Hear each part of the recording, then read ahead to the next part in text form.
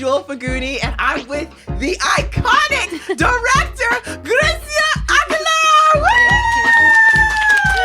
She is an iconic director, and she has an amazing project out that you can check out on Open TV. And we are going to talk about the frames of intimacy. But before we dive in, introduce yourself, girl. Hi, thanks for having me. Yes. My name is Grecia. I'm a director, born in Chicago, and I am also based here. So Yes. look me up. Yeah, period. Give it up. Thank you. So like I said, we're going to talk about the frames of intimacy, and we talk about film. Okay, so for y'all that got some eyes, keep watching, okay? But also, we also want to talk about how you can have an intimate relationship with your passion. But before we dive in, we have a really fun segment. Drum roll, please. Okay. Yes! The Jeffrey Yes! So in this segment, you're going to pick a very fun question. Okay. And the goal is going to help you smile and also make our audience smile. So pick a question, any question, and read it aloud. Such a cute hat. What is something you learned recently? Ooh. Ooh. Ooh. Is this a question for you? It's a question for you. Oh. It's for both of us. You answer first. Ah! Give me an example. Okay. What's something you learned recently? So I did see this on Facebook, and I did fact check it before I was like, yeah, okay, yeah. you just check what social media say. I did learn a lot of the outfits. From the nanny. Those outfits actually originated. It was from this other show. It was the show that was built off of Friends. Living Single. Thank you. Shout out to Devontae for the answer. Okay, period. Breaking the fourth wall. We okay here. But yeah, Living Single, and it was crazy because it's not just one. There's multiple outfits, and it's interesting because I don't know how much of that was like hidden intentionally versus like them giving credit. And I feel like if they were being given credit, things would have changed. So anyways, that's something interesting I learned that was new. So what about you? Interesting. Well, I've recently been going through some work stuff, like rebalancing. Yeah. Work, because you have to work and have your art stuff on the side. Yeah. But I guess like don't be in a place that doesn't know your worth. Period. That's pretty much it. Period. Yeah. It's the truth though, because when you stay in a place where they don't know your worth, it only hurts you the longer you stay. Yeah, exactly. And I'll stay to my welcome. Yeah, look. For me. I'm so proud of you. Okay. Cheers to going up and going to Yes, better places. thank you. Period. Okay. How'd you feel about that question? That was a good one. Okay, yay! So let's dive into the frames of intimacy, okay? What does it mean to be intimate with your passion? Like, what was your beginning with filmmaking? I think I'm lucky because I knew I loved films and directing since I was like 10, I would say. Oh my God, tell me more. Yeah. I don't know.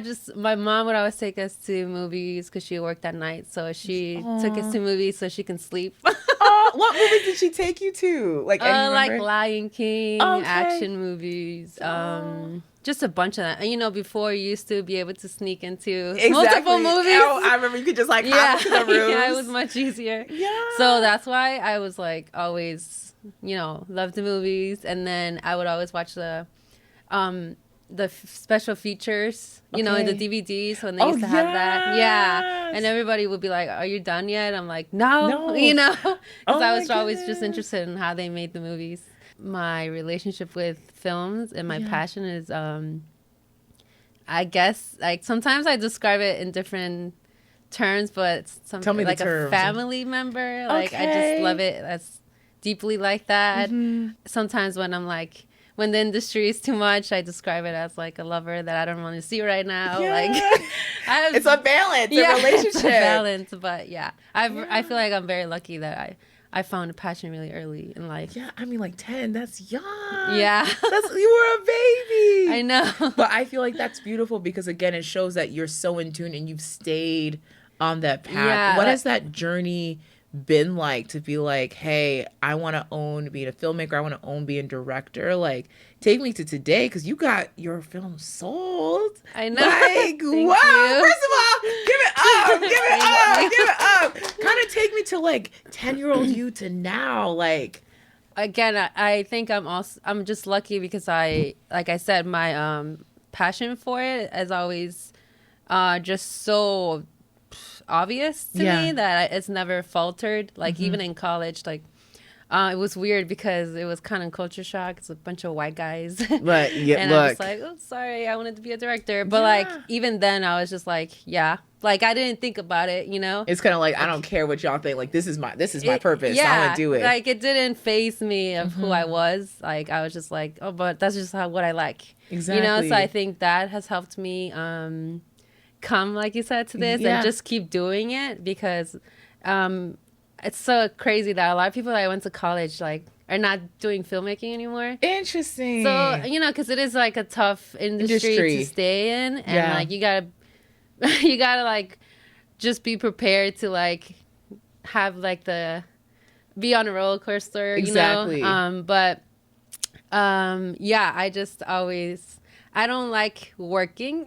I feel that like you want to make sure like what you're doing doesn't feel like work. Yeah, exactly. So I that's why I just keep doing it. And I sold my movie to Open TV. I love Open TV. They're very welcoming and like let their artists shine. So like I feel like I'm just so happy that they're the first ones that I got to work with in that capacity. I'm so happy. So tell me more about the inspiration behind your film, Something Like Intimacy. Also, how'd you go with the title, Something Like Intimacy? Well, titles are so hard. Yeah. Like I pondered on that a long time. But I wanted to talk about intimacy. That was like the number one thing. Yeah. Because you know, I was like in relationships or whatever. And then I was just trying to see like, what does that mean? And then like I wanted to discover what it means like in terms of a romantic relationship. Yeah. But then I started discovering intimacy through other types of relationships, like family and friendships and like even colleagues, you know, whatever. So what kind of intimacy, if we kind of really take a step back, what kind of intimacy do you think is the strongest? You mean like with who? Like in general, right? Because you talked about there's family intimacy, there's friendship intimacy, there's relationship intimacy. Like, what would you think is like the strongest type of intimacy? Well, I guess the intimacy you have with yourself, because that determines the rest of the relationships you have.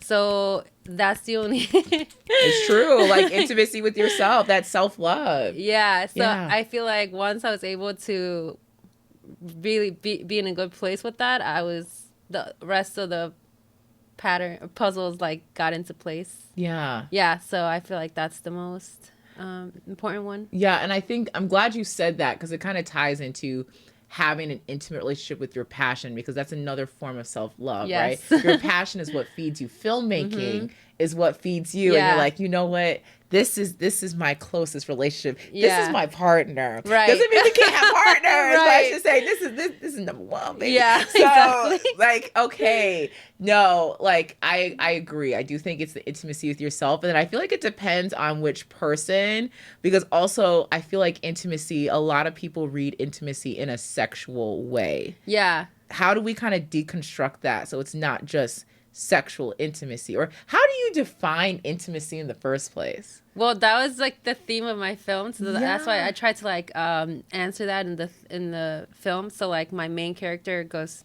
to meet this guy to have like intimacy, so they end up having sex. And then in the movie, like it's the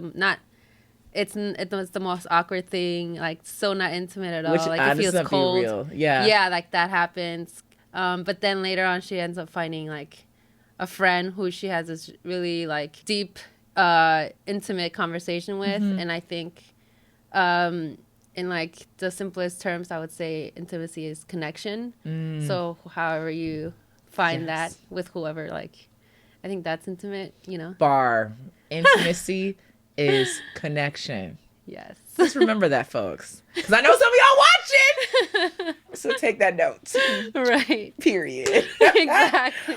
Okay. So I guess in terms of how has like what you work on or how you go about being a filmmaker reflect the way you grew up? Well, I guess I grew up with, you know, very strong family bonds. Yeah. I think that's just always been embedded in me.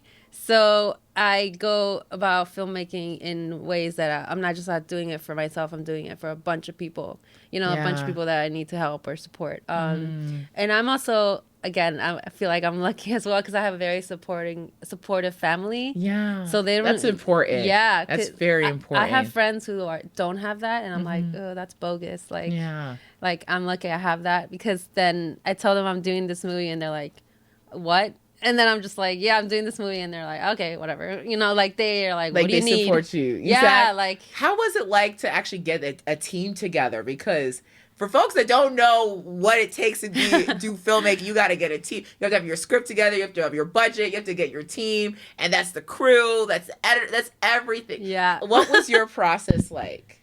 Well, it was very long. It took me a long time to, first of all, finish the script. I took breaks in between. Like, I feel like I want to say like in and out like 5 years to like work on the script. And it was just a short film, so like I just wanted to make it good. And then when I was ready to like start shooting it, then I gathered all my people that like I know from film school or like from working on other film sets. Family, I got a bunch of like family members to like help me fundraise the film. And also like the Chicago filmmaking community here is all small but also like very supportive and strong. Yeah. So like we were able to find a crew like pretty quickly. That is amazing. You know, and it reminds me of like Issa Rae. She says, build around you. And it seems like that's exactly what you did. That's build around you. And like, y'all need to check out her film because like it shows the love that you put into it. Yeah. No, it was really fun making it. Like, also that I think I wanted to make sure I worked with people who have the same passion as I do and doesn't feel like work. It feels like more like play. I mean, we're serious, right, when we're doing it, but like, you know, it's important to have fun because don't forget that this is your passion, you know, like you want to have fun with it, you know. How do you make sure like while you're on your journey, because as another filmmaker, it could be hard, like I understand, like especially when you're in that time, like you said 5 years to write, right? How do you make sure you're still having fun with it? Like when's like that check be like, okay, look, I got to make sure I'm still having fun with this. Like, how do you catch yourself and remotivate yourself? I think when I'm stressed, I like if I'm doing, because like for me, the stressful thing is like the producing, like the logistic stuff. That's the most stressful part is the production. But when I'm doing the creative stuff is when I kind of remember, like if I'm like deciding on like a shot list with like my DP or whatever, that's when I have more fun because like for me like telling the story visually is the fun part and working with the actors. So for me I think it just like comes when I'm doing it, you know, and I remember like that just by doing it. And then you know, if, like I said, if you're stressed you have to like just remind yourself like it's also like people are taking it too seriously sometimes. Like, you know, it's a movie. It's pretend. Like, remember that. You know? I like how you say, like, it's a movie. It's pretend. And it takes you back to, like, what got you into movies in the first place. Right. Like, they're like, sometimes people, I feel like when I'm on set, sometimes they're like, life or death situation. I'm like, no, like, it's not. Honestly, that's a red flag. Okay? Right. That's a red flag. So take me through what it's like to be a director, especially being a Latina director. And I know that's not how you want to just identify, but the reality is because we're such a small representation in our groups, when you take a leadership position, like, what is that like? Well, it's funny that I want to be a director because I'm not a very controlling person. Like, in my life, like, I go with the flow. So I think it's just ironic that I want to be a director because because I have such a strong drive for creativity, I need to be the director because I need to tell people I'm like the captain, and this is where we're taking the story. I think I'm much more comfortable with it now because I'm like older and I've been doing it for a while, but yeah, it is hard to like I guess steer the ship because, you know, people look at me and then they assume like, oh, you're the assistant. You know, I'm like short and Latina and tiny, you know, like, so people don't really like see me as a typical director. But I think once that they see what I can do, and then they see that I like to make the environment very collaborative because I want people to feel like this isn't just my movie, this is our movie. Exactly. I want you to put your creativity in it as well. And I love when people like, you know, give like, what about this? And I'm like, no, what about this? And then I like that because like it's the like riffing of the creativity. Yeah, because that's then, how you know you got a good group too. Yeah, and then that's how you know that you're getting the best outcome for the movie, whether it comes from a PA or me or the producer, you know, like, and like, I think being a director is having no ego. And I think a lot of people, like, again, in school, why do you think all those white guys want to be a director? Exactly. Because it's an ego thing. Like, everyone wants to be the director. And I'm like, sure, but it's not that. I mean, it's fun, but also it's a lot of work. Exactly. Like, you're not just doing work in the production, like calling action and cut. Like, you're doing work like in post and in pre-production. And I'm still doing work for something like intimacy film. Like, I'm doing the film festivals. Like, I have no money. Like, my mom doesn't have any money. So it's like, I have to do it all myself, you know? And it is a lot of work, and it's like exhausting because I have a regular job, you know? Yeah. So when am I going to have time to do this stuff, like, after work? Exactly. And sometimes you just want to go home and watch TV, but, like, no, you have to, like, get on your computer again and, like, work. I'm sure you know. Look, that's why I'm just like, girl, this is my story. Right, yeah. Like, that's that thing where it's like, that's why it's important to have that intimacy with your passion, because the same thing, I mean, Team 5 a.m. club, okay? Exactly. Right? Getting up early just so you can focus on yourself and then focus on your work. Then you go to your job and you focus on your job. Yeah. Oh my God, if my boss isn't watching, I'd totally work. No, but you focus on your job. And then after your job, though, you're exhausted. Yeah. But you know you have to hit these goals. Because it's that same thing from like a production standpoint with Everyday ZA. It's the same thing, like how you building partnerships, how you raising, like you said, all the film festivals, and then even the preparation before. Yeah. And it's like you have to constantly be on top of it. People think it's glamorous. It's not. I mean, it can be like at the but premieres, but a lot like of sweat and tears, and that's how you know. Well, when it's like your actual passion, because that's when people are like, "Yeah, I don't want to do this again." I'm like, I don't blame you, but that's how you know you love it. You know, because like you're gonna do the hard work. Honestly, that is a great blueprint into knowing that you are really finding that intimacy with your passion when you're like, this is why I do it. Yeah. This is why I'm exhausted. This is because I'm not exhausted. I'm just living my purpose. Yeah. I think when I know this is why I'm doing it is when I'm having so much fun with the crew on set. And when people or when I'm showing it to somebody who's not a filmmaker, the movie. Yeah. Not like and then they're like, oh, this is good. And I like when they're not filmmakers just because like I know that they're giving it to me with like a unbiased opinion. Yeah, like they're just like the audience. Yeah, and I love that. Aww. Yeah. So I love that for you. Thank you. Period. Yes. I'm so glad that you brought this up because it is important for people to know the work it takes to pursue your passion. Like, I think that's the difference between people who are doing it and people who are not. It's one thing to be like, I want to be a director. I want to be a producer. I want to be a TV star. I want to do this. I want to do that versus like, let's actually do this. Right. And like when you don't have resources, you're proof of like saying you make it happen. Yeah, exactly. I wish I had a passion for accounting. I would have been good right now. Exactly. Like, my life would have been like pretty nice. You got it, your girl right, but like because taxes. Right. What are those? But like I chose art, and I'm like that shit won't pay until like I don't know, hopefully soon. But you know, we manifest it, right? We manifest it. Right, we're manifesting But it. I think going into the creative business, right? Like the money is almost tied to connections. It is, for you to be a good director, you have to practice it. And, you need money to practice that. Like, exactly. It's annoying. Like, I've heard people like, oh, where'd you get this money from? Oh, I had a trust fund. I'm like, nice. Which is crazy because when you think about it, that's like the 1%. So then it's like, think about the way that there's already gatekeeping in this industry. Yeah. It's through money. In order to get the access, get the experience, you need money to get the access and the experience. And then if you notice, that's why there's less and less of us, because a certain type of people already have that money. Right. So what happens for us? Exactly. So I think people like us, you have to find ways to like do it. Like you have your show. Exactly. Like you did this like, with your friends and like by yourself. And like I try to do that as well. So I can like continue to like hone in my craft. Yeah. But we balance it like with what can finance us too. Right. I think though, if you're watching this, it's important to recognize that no journey is the same. And it's not easy. But what makes us prevail, what makes us keep going, is because we have that intimacy with our passion. So like, seriously, don't give up. Don't give up. It's a hustle. But is it right if it's not a hustle? Like, are you really going to appreciate it if you didn't work hard for it? Yeah, exactly.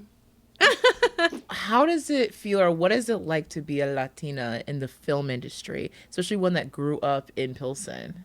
My connection to my roots is very strong, just because I've always had like a strong identity from my family, and also Pilsen. It's mostly, it used to be mostly Mexican. Now it's gentrified. I'm actually writing a movie about that, but we'll talk about that later.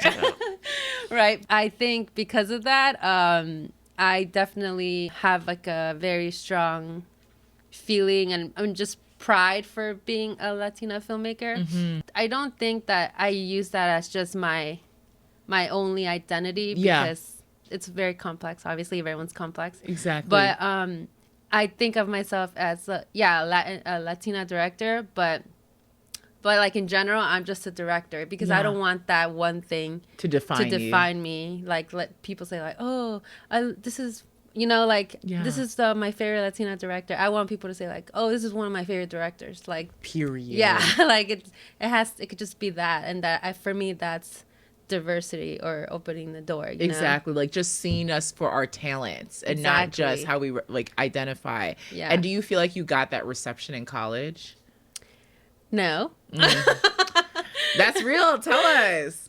Well, college was like, I was there at 2010. Yeah. So it was a bit different. Yeah. There wasn't a lot of like Latin filmmakers there. So the few that were there, I kind of cling on to them, because we're like, we need you guys. Yeah. That's how it was at my school. Yeah. It's like when I saw other people, I'm like, okay, we go together. Right, we go together. exactly. We go together. Like we need to support each other. Exactly. Yeah. Cause like they can relate to things that I can, and you need that. Again, I said my passion for filmmaking, directing never faltered. So like I was able to thrive in school with all these like white people, I guess. Yeah. Even though, let's call it out. It's a PWI, predominantly white institution. It's mostly white men usually, and it was very, very what do you call it? Like intimidating to be with them in a room, and like saying that I'm also a filmmaker, because it was just like, little things that they would say like, oh, do you want to be the, like stuff like that. Like assistant? Yeah. Okay. See, this is what we call microaggressions. Yes. Exactly. But that helped, because I'm like, the people who didn't do that, I'm like, oh, so I'm going to work with you in the future, Yes. So I do have a strong foundation. From that, because you can, pick and choose the ones that were actually like respectful and not, like you said. Exactly. Like not being like having those microaggressions. I can directly relate to that. Okay. Yeah. Like, especially in college where I was like in the tech space, I remember it was one of my first like computer science classes, and I was working with mostly white dudes. And when we were working on our first app that I did pitch, so I pitched this idea, each person got like a coding role except me. They wanted me to draw the logo. Exactly. That's not good. That's a no-go. I was like, okay, I see you. But I like how you said, like, that's a good way to decipher who's really for you. I mean, in a blatant way too. Like, even think about when you go back, who are the people who always saw that you were capable, and didn't try to limit you by who you are. And that's kind of what I feel like I do subconsciously too. But you saying out loud, I think it's very informative for everyone watching. Like, that's how you can authentically build the people who support you. Now, the film industry, in general, the entertainment industry, but we can go to film, we'll do in and out, is not easy. No. So there have been 2 prolific interviews. One with Monique and one with Cat Williams. And I bring this up because we are both from underrepresented groups in the film industry. And when we see greats talk about their experiences, sometimes it's kind of like, what does that look like for us as we're paving our way in the industry? So I just want to know kind of like your thoughts on that. Well, yeah, I did watch both of the interviews. They were juicy. I think they're so funny, and like I think comedy is a great way to speak the truth. Yes. You know what I mean? But they did say some real shit. Can I swear? Yes, you can. Look, every day's Yay is real for Yay audiences, okay? Exactly. But they did. Yeah. I guess what things did you hear? What kind of stuck out to you that kind of you could see with your journey? You know? Well, I'm not saying I'm like famous yet, but like Girl, you can be. Come on, speaking into existence. Right? Okay. But like they're saying how like people were trying to like bribe them and sell them on things, make them do things in exchange for their soul. You know, like I do think that the industry, every industry is corrupt, but I do think that this industry you can face that, and people are gonna try to like take stuff from you, but you have to be the one like who's controlling your own story, your own narrative. And I think also what I learned from those Monique and Cat, they're so talented. They're so talented. Much more talented than any other famous people now. So I think like if you have that and your work ethic, I think you're gonna be fine. Like, cause Monique, didn't she get blacklisted? Exactly. Like, and she's still doing interviews and she's still doing some stand-ups. I'm not saying she's right now in the Oscar buzz like she used to be, but her talent is always gonna like carry her. And I think that was, there's so much I can say here. I think that was what stuck out to me for the Monique interview is she really was speaking from a perspective of her literally genuinely being concerned for all of us that are coming up. Because she's like, how can we make sure we're not selling our souls? How can we make sure we're moving authentically? And I think that ties really well with, again, the intimacy with yourself. It's like the more you know about yourself, a mentor told me this, and she's like, you need to know what you want before other people decide what they want for you. That's good. Yeah. And that's know what, look, and it's like, snap, period. Yes. And like you said, in this film industry, especially being a director, there's a lot of politics, a lot of networking. And it's like, how do you make sure you get to where you want to be without having to sacrifice your integrity? Well, it's interesting. I have a good, how there's so much content now. Yeah. I hate that because I'm just like, there's so much stuff to watch, but nothing is good. So, and then I'm sorry. I'm sorry, but like, it's true. Like, I feel like it's getting like the worst. The content is rising and the quality is decreasing. So why do you think that is? Because people are not taking their time to like do quality stuff. Like, people are trying to rush me. Like, I felt like people have like, have you written your script yet? Have you written your script yet? Or like, when is this going to be done? I'm like, when it's ready. Like, I'm not going to like rush it because I want to make something fast. Like, I want to take my time so I can make something good. You know? Like, timing is everything. Timing is everything. And I hate that because I'm just like, I'm not like sacrificing so much to give you 90% of me. Like, I always try to give people like 110%, because I don't want to waste people's times either, so because I hate that when I'm watching a movie or a TV show and this is garbage and my 10 minutes, you wasted 10 minutes. Exactly. And time is so precious. So I don't know, for me, like, time is much more valuable than money, obviously. Look, Time is currency. Yes. Okay, time is currency. So in terms of making sure that you're able to move authentically, especially in our business, that's why it's so important to have collaborators that see your vision. Yeah. And that's why I love that you were able to partner with OTV. How did OTV make you feel seen? And tell us more about the organization. I think they're a very supportive organization that like really supports people like you and me,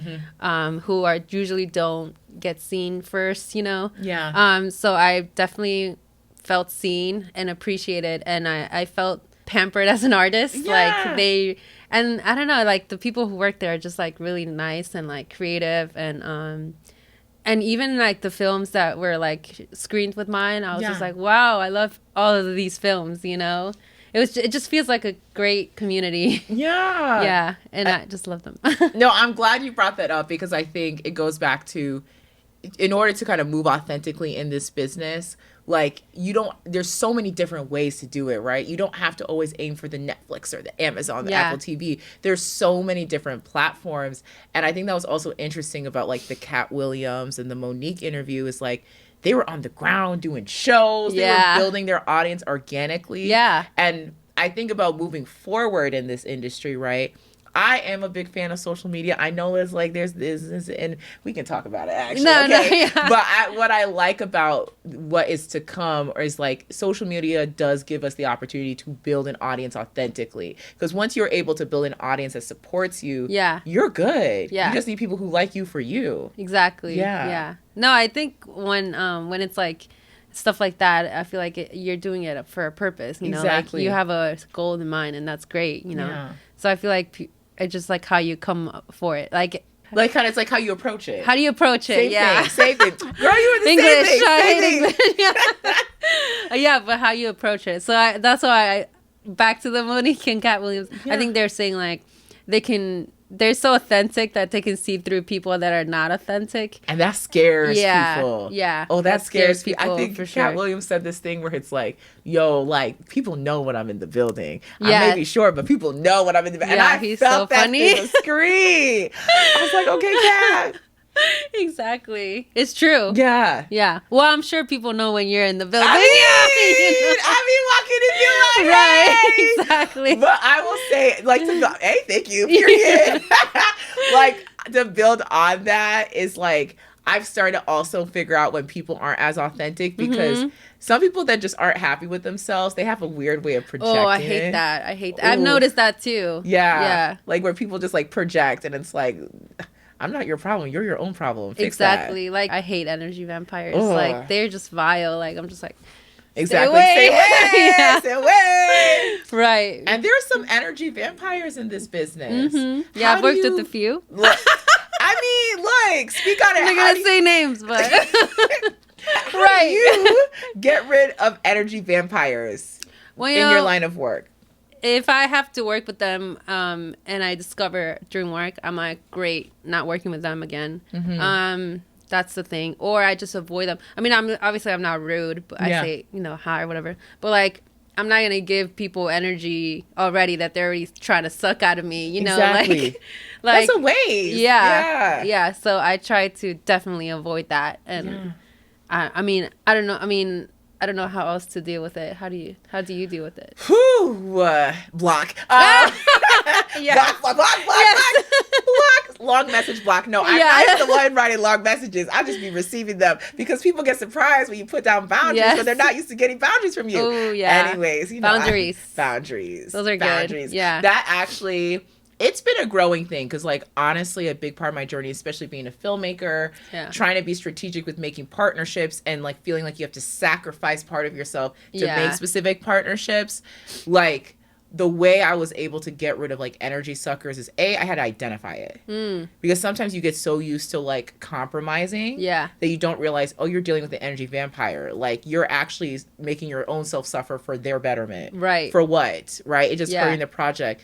Once you identify it, then it's a boundary. Yeah. So it may be like, hey, I don't appreciate when this happens, or I don't appreciate when this happens. And based off the way they receive it, that's where it's like, cool.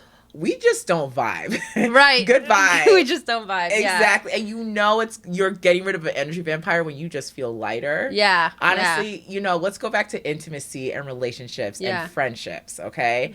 Like, I feel like I had the biggest relationship growth with friendships. Oh, yeah. Because there was this friend I had since childhood. Yeah. And I had to just... Ooh, that's hard. It was hard, but you know how I knew it was the right thing? I'm telling y'all, this was like maybe like a 10-year friendship. Damn. When I officially finally ended it, I woke up so light. Wow, that's nice. Honestly, my life like shifted. And I say this because this person was an energy vampire. Oh, that's the hard, bubbly, happy person you all have seen. While I've always been this way, I am much more like this these past couple years since I ended that friendship, because that person was constantly, who do you think you are? That in many different ways. That's horrible. I know. Oh. Therapy. Well, I'm glad you got rid of them. I know. mean, not, you know. And if they're watching it, hey, no. But like, I think like going into that, right, and like the importance of like making sure you're able to move authentically and stay close to your passion. I do agree. It's important to make sure you have the right people around you. Yeah. And I feel like even with those prolific interviews, it was great to kind of summarize that. So yeah, what is next for you? Well, I'm trying to write a feature film. Okay, tell me more. That like you feel comfortable sharing. Oh, no, it's okay. It's about Pilsen and like I feel and siblings. Okay. So I'm starting it, but hopefully I'll be able to film that in like 2 years or something. Okay. We'll see. Yeah, give it up. Thank That's you. Amazing. Thank you. I'm so happy for you. Thank you. Yeah, it's been I like every process of the filmmaking, so right now I'm enjoying the writing because it's, you know, solitary, so it's like I'm just doing it myself and it's cool, you know. But yeah, it's been good. Yeah. Period. Yeah, and then just working on a music video and like a documentary, like staying busy. Booked and busy. Right. Booked and busy. What has been like your most exciting project that you've worked on? Okay, well, I guess that's something like intimacy film, just because it was like the bigger film that I've done, and because it started off in New York. Like I was living there for 5 years, and that's what. No, because like that's big. Like, how do you go from New York to Chicago? Like, what are the differences? Tell me more about like your time in New York. You know, I graduated film school here, and then I was like working here, but I was bored as hell. Like I needed something new, something different, and I needed to like grow. So like I moved to New York. I knew one person, so they let me stay with them, but for like a month or something. But then like I was there for 5 years, and I definitely grew from that. Like I had to start over. You know, filmmaking is all about networking, so I had to like build up my network there. And then survive because New York is so expensive. Yeah. So I had to like get like for the tiniest spaces too. Like it's crazy. I lived in a box, literally. So that's why I would try not to be home. That's why people are never home, because they live in boxes. So everything's open. Crazy. But like I had like catering jobs sometimes, and like, you know, all kinds of jobs, just because like I didn't have money. Yeah. And sometimes I had to like pause filmmaking, you know, because just to make ends meet. Right. So I did end up working on a bunch of stuff over there eventually, once like I got a little bit more of a foundation there. Yeah. But yeah, there are some tough times, and I think from there is when I decided to write my film, because I just met so many different people and like built relationships, and it's just dating a lot, I guess. I mean, it's fair, right? This is what life is. So I guess, was there ever a moment in your journey that you're like, okay, I just want to stop this? Like there's ever a moment you felt like this was like your nay day, like you want to give up? Filmmaking? Yeah. No. I've taken breaks because life, you know, but I've never like wanted to stop. If I was taking breaks, I was always doing something creative. Like either I was like painting, or like writing poetry, or like, you know, a bunch of creative stuff, because I can't live without art. Like it it fuels me. No, I love that because it's just a testament to your intimate passion. Yeah. And your intimacy with your passion. So yeah, I think it's like how I express myself. I'm not very emotional with my words. Yeah. I express myself more with art and creativity. That's why y'all gotta check out her work. Okay. Thank you. So what advice do you have to other viewers that are trying to stay in connection and intimate with their passion? Make sure you know that that's your passion. Now, you can try different things, but like once you know that this is your passion, come with it with good intent, like we spoke of. Yeah. And like, don't let anyone like bring you down. I know it's hard to say, hard to do than to say. You have to work on it. Like any relationship, you have to like put in the work. I love how you say that. You have to water it. Yeah, exactly. You have to water it and make sure you're like do something towards it, at least like once a day or whatever. Also remember that, you know, like I said, have fun with it. This is your joy. Use it to fill your soul, you know, because that's why it's your passion. Yeah. And don't let the business side of it or like because you know you still need to do all the, you know, business stuff or like I live in this real world kind of situation. Exactly. But like don't let that deteriorate you or people like stop you from doing it, because everyone's gonna stop you. Exactly. And like you said, like your friend was trying to like take away, so you had to get rid of her, and that was a step forward. Exactly. You know, so like I think like you have to keep working on that and like building like a good bubble around you that of supportive people, you know. Yeah. So yeah, that's what I was saying. Period. Give it up for Gracia! Thank you. So how do you make every day a yay? Oh, I like laughing a lot, and I love people who make me laugh and stuff, and making other people laugh. And I think I'm the funniest person, but to me, like I make myself laugh a lot. I mean, you are funny, okay? Thank you. We got some laughs. But yeah, so I just think that if you can make yourself laugh, I feel like that's how. Like I try to make myself laugh. Period. I know it's weird, but no, I do too. I mean, look, yeah, like, exactly. You gotta do what you gotta do. You know what I'm saying? Yeah. Yay! So Thank how you. can we support you? You can watch my movie, Something Like Intimacy, on Open TV. And I have a website, GreciaAguilar.com. And then on Instagram, Grecia.direct. Yeah, that's pretty much. Watch my movies and music videos. I post everything there. Yay! Thank you. Yes! I'm so glad we got to talk. Me too. Period. And, you know, I'm even inspired to be, you know, more intimate with my passion. Yes. Period. Thank you all so much for tuning into another episode of Every Day is a Yay. And remember, you have the power to make every day a yay! Woo!